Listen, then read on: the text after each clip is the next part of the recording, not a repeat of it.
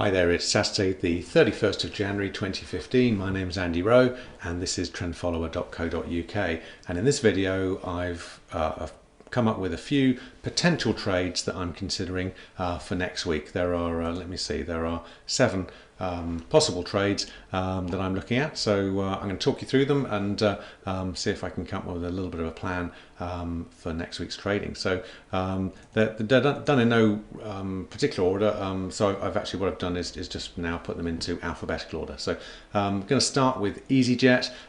Looking at the graph here, one reason to consider this is that it's made a new high.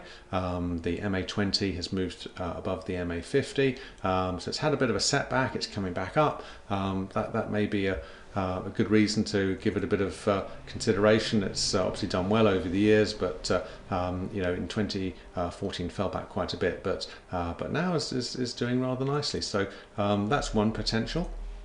Hikma Pharmaceuticals, so a pharmaceuticals company, have been rising steadily. Their graph is kind of smoother, which is interesting. In fact, the beta on HIK is 0.52, so it's about half as volatile as it's sort of as the market it's in, whereas EasyJet has a beta of 0.84, so it's more volatile. Now, volatility is good for trend traders as long as things go in the direction that I want. So if something is very volatile and going one way, and I can see that, and I'm on the right side of the trade, that's great, because it means that the profits are going to accrue more quickly. But the converse is also true. So if I get it wrong, then the losses happen much more quickly.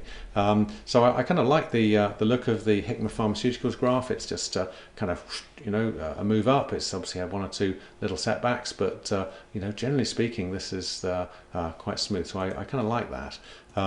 International Consolidated Airlines Group, they own I think British Airways, and I think they own Iberia, the Spanish airline, and I think they're actually just looking at bidding for an Irish airline as well. So they had a setback like EasyJet did, and have come up, and they've got a beta of 1.2. So this is more volatile than the market, which, as I said a moment ago, can be good, but not always. So yeah, I've got to consider them. I mean, I guess looking at it overall, it's been quite high and quite low, and quite high and quite low. It's sort of been a bit all over the place, and in lots of ways, where the market is at now, where the price of the share is at now, is kind of roughly similar to a peak that it had in 2007, after which it fell down very badly. So so that makes me a little bit nervous.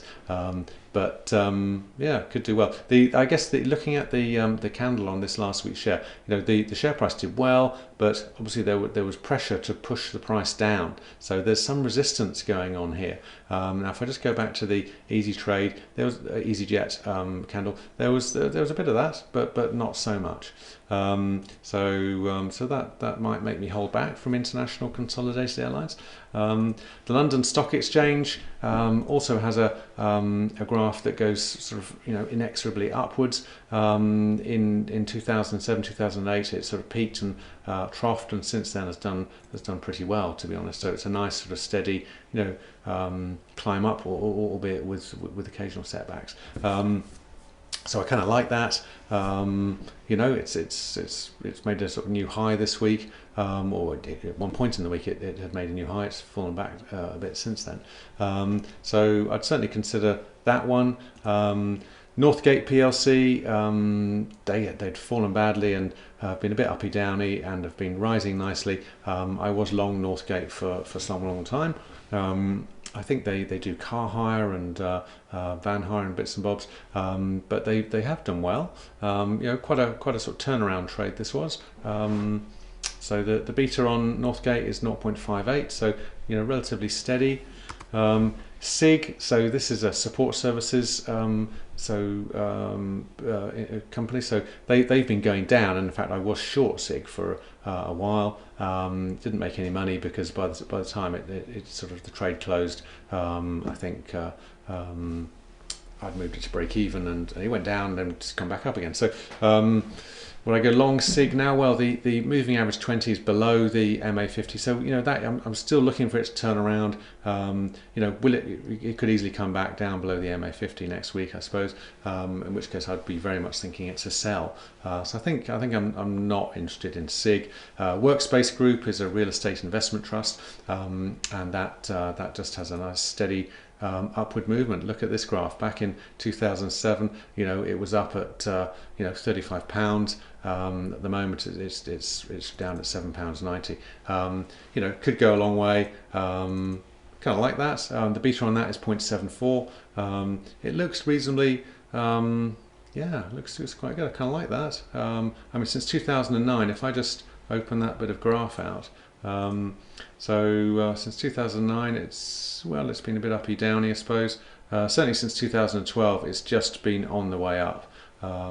This could be a move that is sort of getting exhausted, and it could just fall down again, of course. But I kind of like the look of it. So I think my thoughts are probably to go for Workspace Group, but it's hard. I could go with any of them really. Not SIG. I think I'm not gonna trade SIG, but Workspace Group. I think that's probably where I'm at. Workspace Group is going to be my trade of next week, so I'm going to go long Workspace, and we'll see how it goes. So I'll buy it. I'll put my stop below the MA50 and let it run. See what happens. So this is trending. There's no question about that. The only issue, I guess, is the trend getting exhausted? That's certainly a possibility. So we'll see. But again, not going to risk everything on the trade. I'll just set the trade up and let it go. So there are my thoughts behind a few possible trades for this week for me. But I think Workspace is going to be my trade for this week. Okay, cheers.